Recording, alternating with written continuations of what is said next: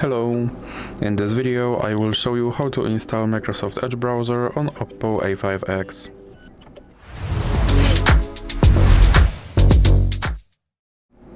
So you have to start by opening your Google Play Store, then click on search bar and type in Edge.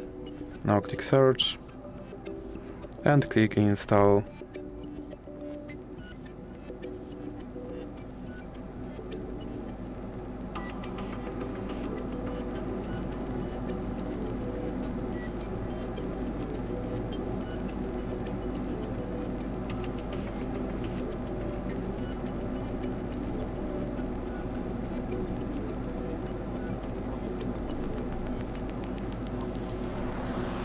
Now you can click open.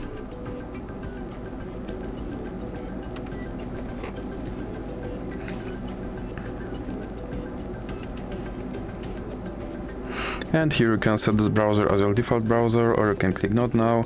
Now you have to click confirm.